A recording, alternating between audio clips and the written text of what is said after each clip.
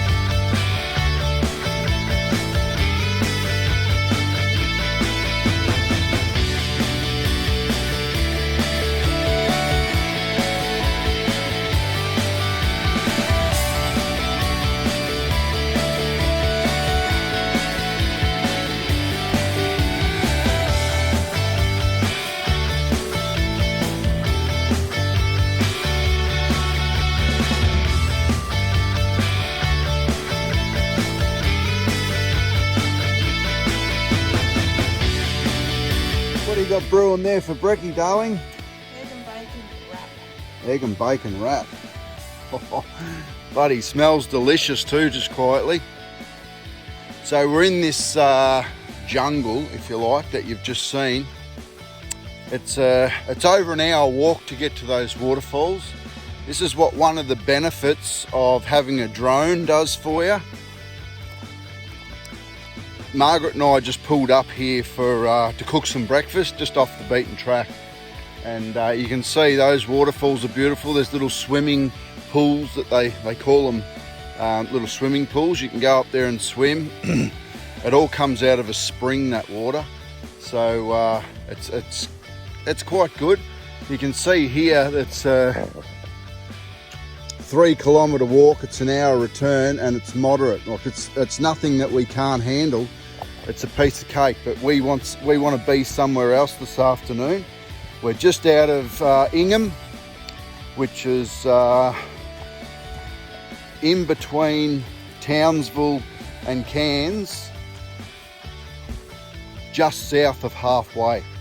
So yeah, we pulled up here for brekkie. I've thrown the drone up, and yeah, what a sight. You can actually hear the water splashing on the rocks from where I am, and yeah, that's about it here. We're going to eat this egg and bacon wrap that smells divine. Can't wait for that.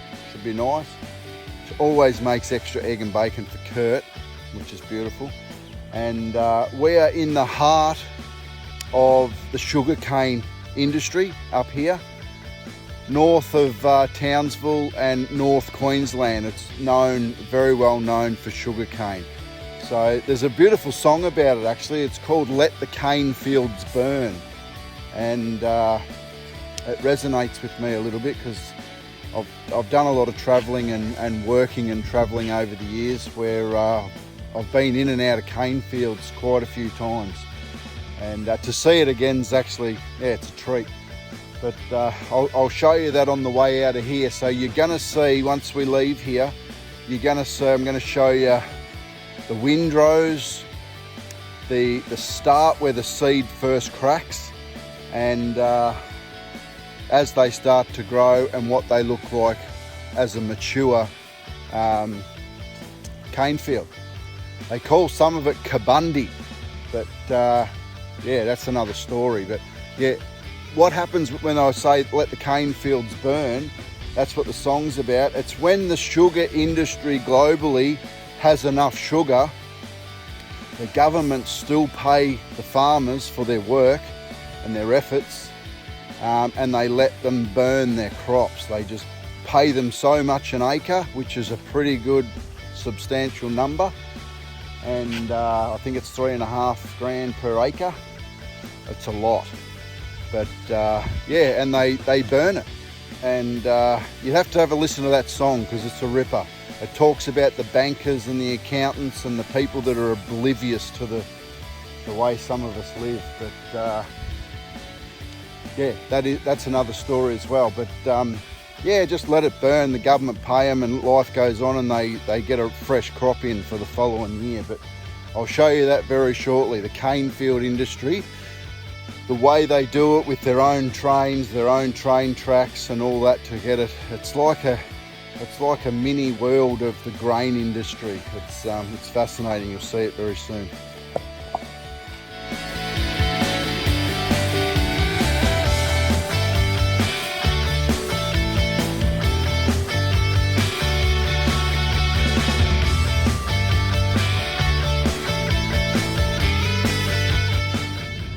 Little bush turkey. You don't see him too often, but that's what he looks like. An Australian bush turkey.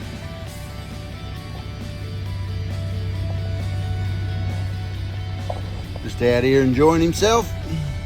Thanks for dinner, for breakfast, darling. It was absolutely delicious. Pleasure. Yum, yum.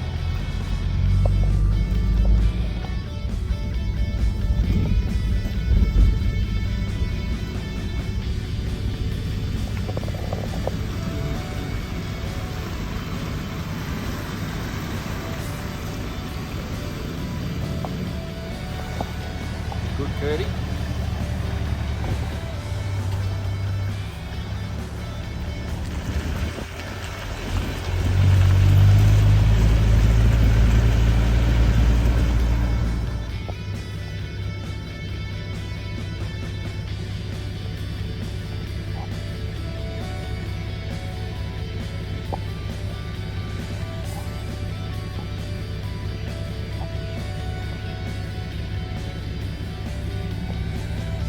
little possum sugar gliders, turtles, kookaburras. It's a beautiful place, very nice here, very relaxing. The serenity is 10 out of 10.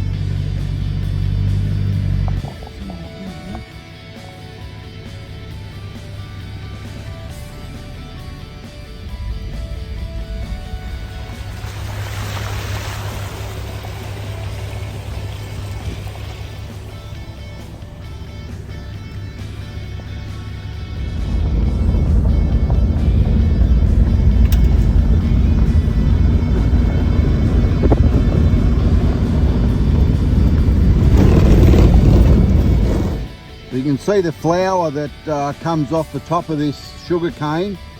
When they flower like that, they're mature, they're ready to harvest. So I've spoken in other movies about pigs being the biggest pest on the planet. It's a known fact that our wild boars and sows and all that, they're by far the biggest pest on planet Earth. That's why a lot of us shoot them. But what the damage they do, just to give you one example, what they do to this sugar cane and how powerful these pigs are, they can run straight through that sugar cane at 30 odd kilometres an hour and break it clean off like it's been cut with a knife. That's the power behind these pigs. So you can only imagine the damage they do in other crops and fences and sheds and plumbing and electrical. The list goes on. It's absolutely phenomenal. So a good pig is a dead pig. You can see here the windrows, how they plough it and leave these little windrows. It's to do with moisture content getting to the centre, to the root system of their seeds. So you can see there the sugar cane's just started to crack. That's probably only about a week old, a week and a half old, that little stubble. And in the background there you can see a fully mature sugarcane crop. It's absolutely everywhere up here on both sides of the roads. It's pretty windy, but I'll give you a look at it from the air.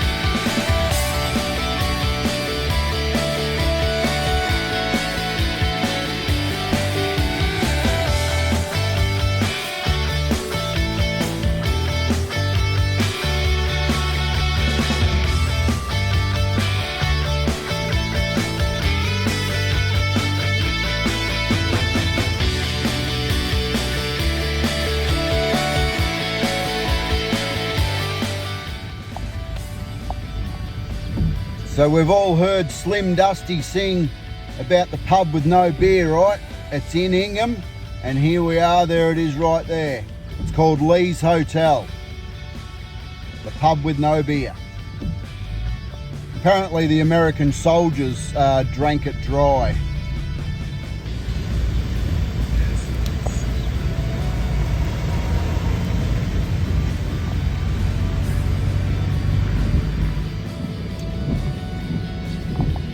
That's what you call two strippers. Believe it or not. Excuse me. They're the strippers that run through the cane field and mulch it all up, ready for the train. You would have just seen the train. Not a bad bit of footage, that.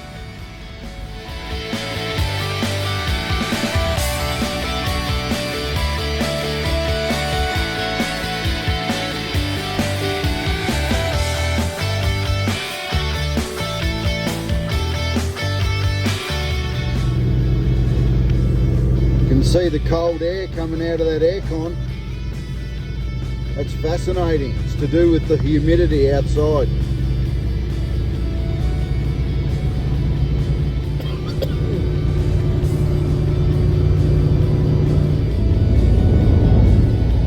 So just to reflect on the cane field burning off scenario, it does two things. One is it allows them to grow a fresh crop for the next year, but by burning the crops off, and a lot of farmers do it, they don't do it every year, but they do it every 2 or 3 years, where they'll burn their stubble or their crops or their sugar cane, whatever they don't need. And what it does is it puts the right nutrients back in the soil. It revegetates all their soil, so therefore they use less fertiliser. They get a better, more healthier product for human consumption. So the key to growing, the main ingredient to grow sugar cane up north is the humidity. That's why it's done up here. The humidity is what makes it all work, because they don't get a lot of rain. But you know, Margaret and I have been in the rain now for about 2 hours. And it's just spinning, and it's not enough to feed what they need. So the sugar cane will actually thrive off not only the humidity, but the moisture content in the oxygen at night. So that's how the sugar cane cycle side of things work.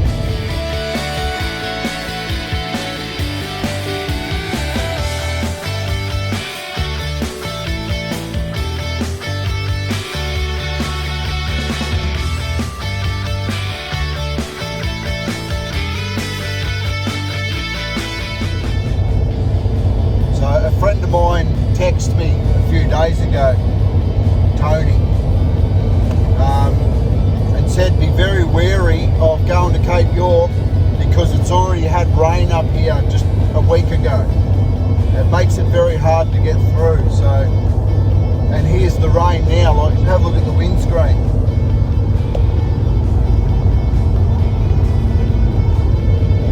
So you only need 3 or 4 days of drizzle and they'll start closing the tracks, but we're heading that way, and we'll hope and pray and cross our arms and legs and fingers and toes that we're going to get through, because I'm not doing this trip without going to Cape York.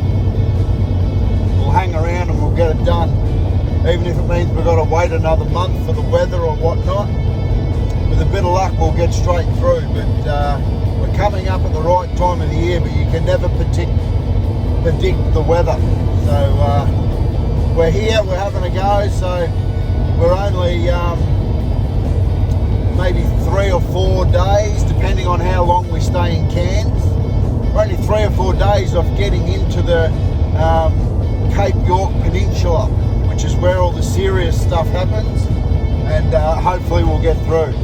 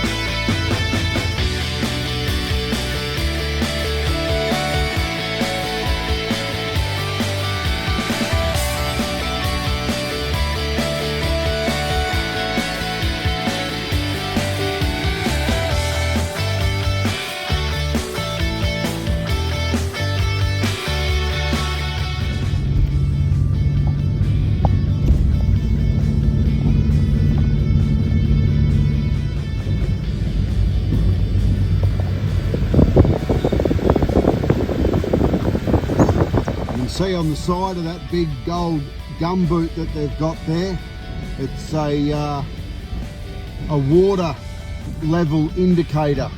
They've had their fair share of floods here.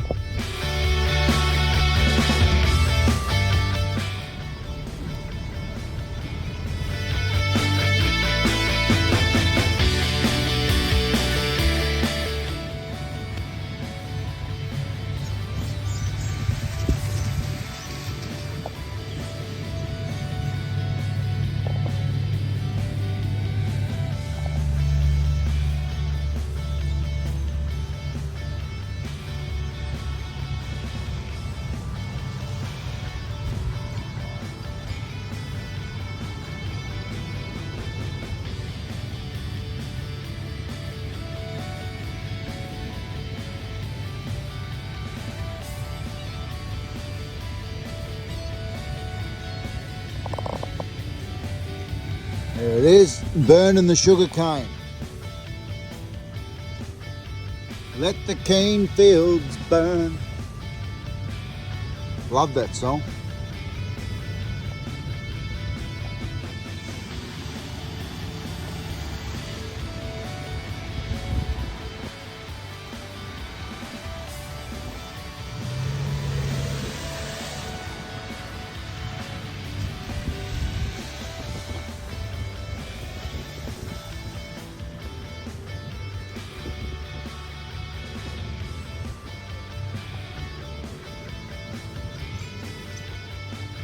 Well, it is today.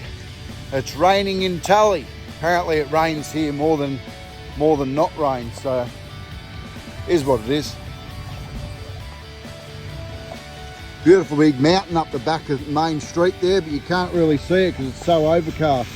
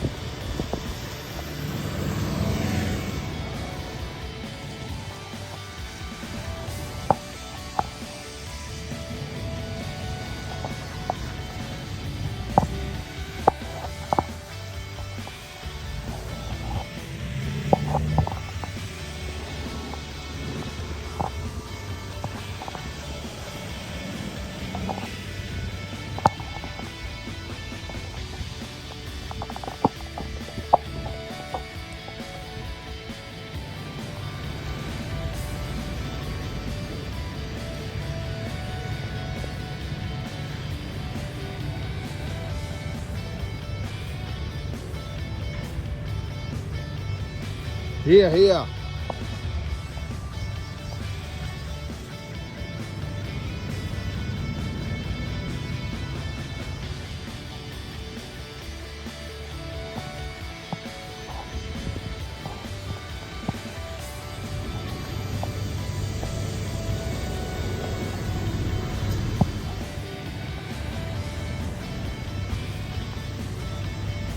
So that's the Tully sugar processing plant. All the farms in the area bring all their sugar cane in. That's the processing, and then it all gets trucked out and shipped out and distributed all over the world.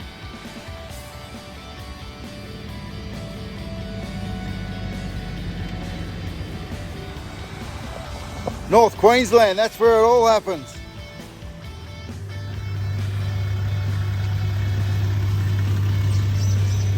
Margs is knocking up a cuppa.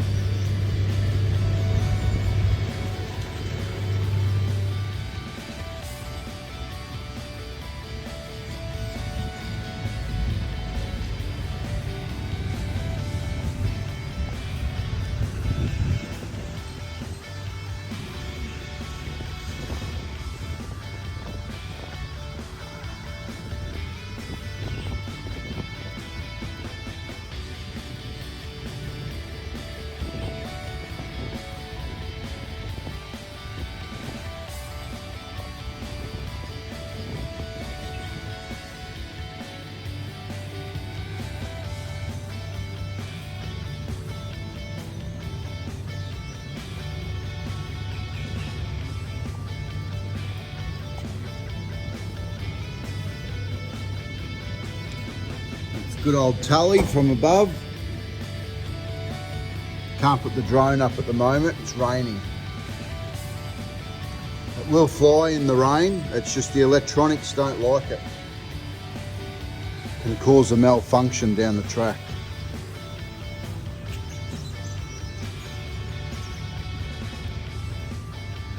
That looks a bit like you, Cookie. The boys at Pivot. I bet you Troy's having a chuckle.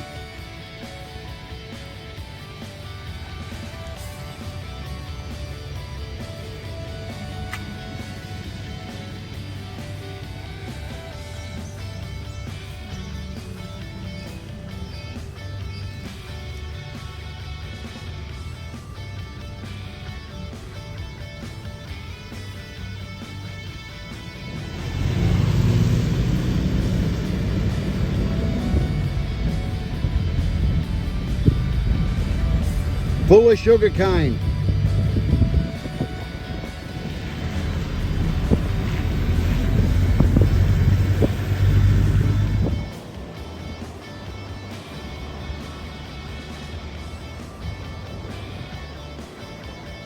Hear no evil, see no evil.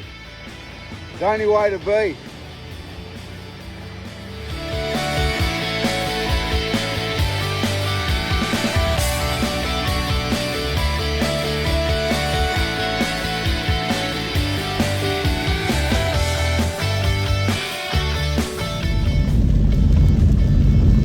Lots of bananas there.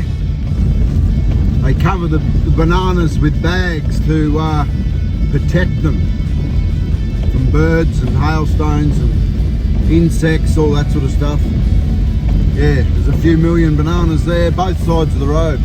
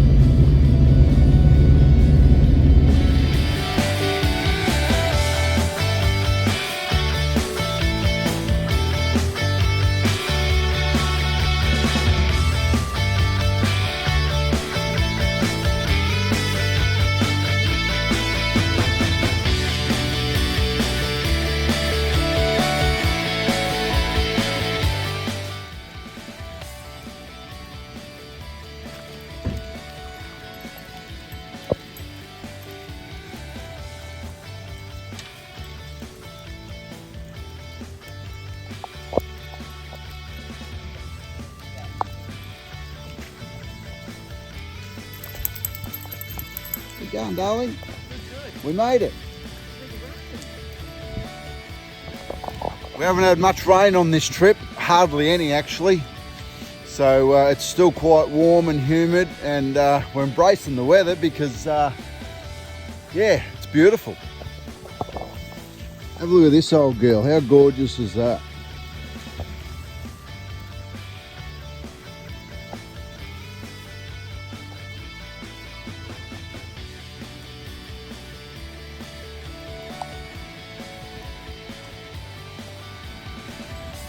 A lot of people up the back there. There's probably 40 caravans here at the moment. A couple of RVs, a few tents. Yeah, as you would have read on that sign there, you can stay here for 72 hours. So, yeah, it's a few nights. Beautiful.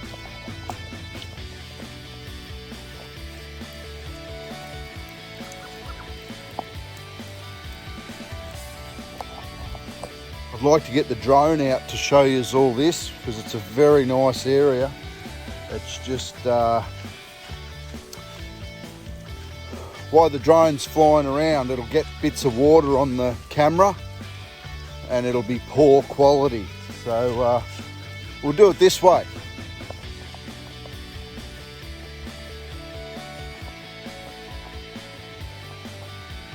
This little river goes around the whole campsite. The river's on the other side as well, just a big horseshoe bend.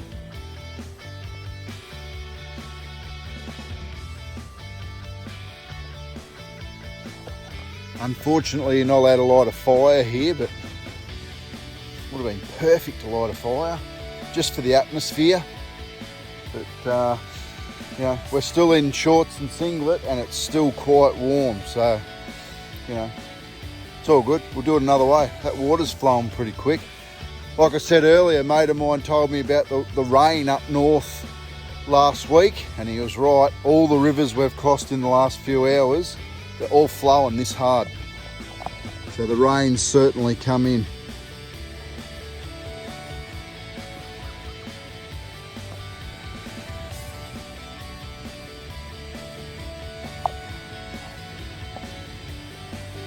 Yeah, if you got in there with your floaties on, you'll be around the other side of the caravan park in 15 minutes. Well, not caravan park, the free camping setup. But you wouldn't know if those big green snappy toms are in there or not. You wouldn't catch me in there unless Kurt went in. I'd be in there in a heartbeat. Or Margaret for that matter. If Margaret fell in, I'd go and get her. I'd help her out.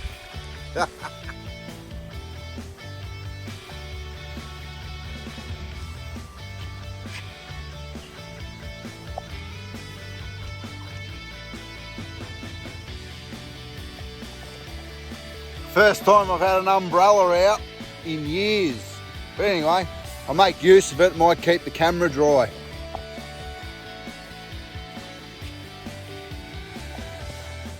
I just had a fella come up to the caravan and said to me, "Can I pick your brain for a minute?" I said, "Sure, mate." He goes, "I've got a mechanical issue with me car." One thing led to another. He wasn't there 3 minutes.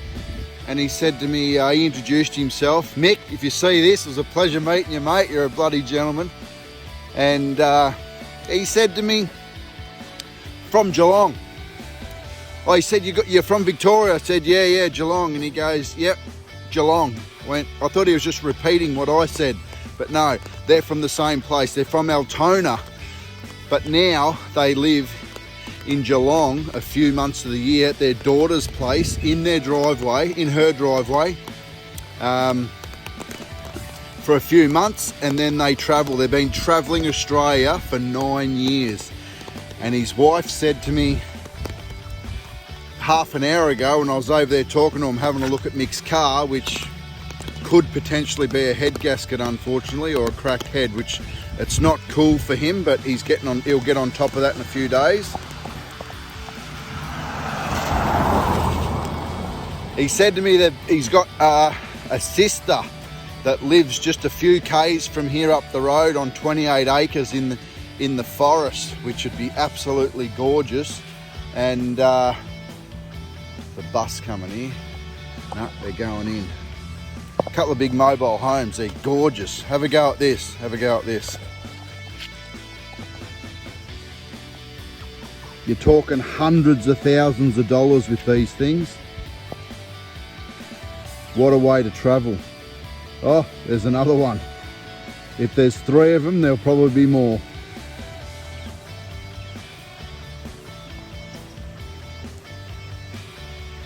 These things have got pop-out walls, airbag suspension, everything's electronic. Yeah, they're the duck's guts of travelling if you've got the licence and the capability to handle them. But yeah, anyway, back to me story about this guy that come up to talk to me about mechanical repairs, Mick. It turns out they're from Geelong. We couldn't believe it. He noticed my number plate. But they were telling me how they've been on the road for 9 years. They only go back to Lara for a couple of months in their daughter's driveway over summer, and then they leave for winter. They said this river in 9 years, it's the first time they've seen water in it. Have a go at it. Normally you can drive your 4-wheel drive down it.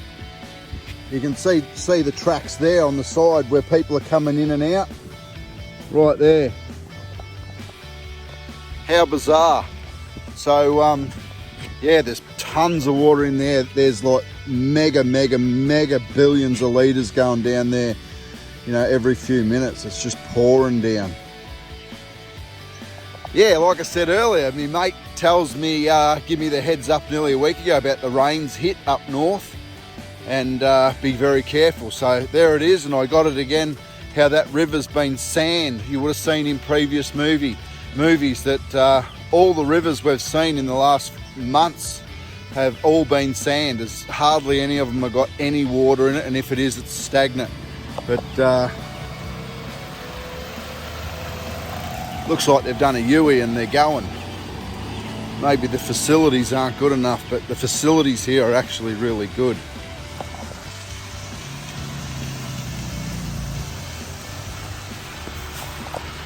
Yeah, these guys are high rollers, don't worry about that.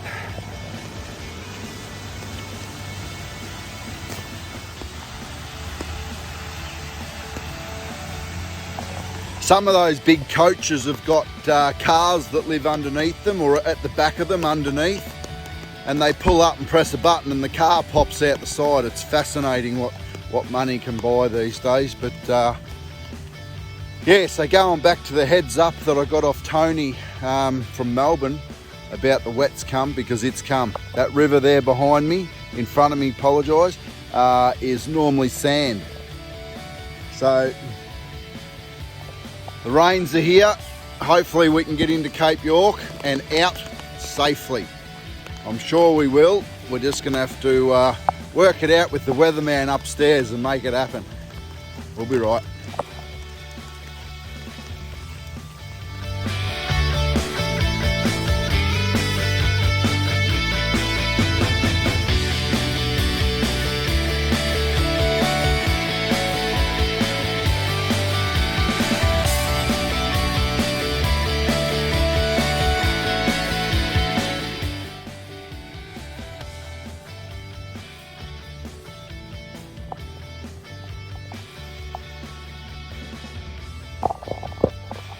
Funny good idea, that on the side of the road. Well, we didn't intend on doing, you know, nearly 300 k's today, over 300 actually, just over 300 k's today. But a lot of the time we couldn't get out of the car because of the rain. Not that bothers us, we just felt like we were going to keep moving. We were going to take 3 or 4 days to get to Cairns, but we'll be in Cairns before lunch tomorrow morning. Kurt doesn't like the big raindrops, we've just discovered.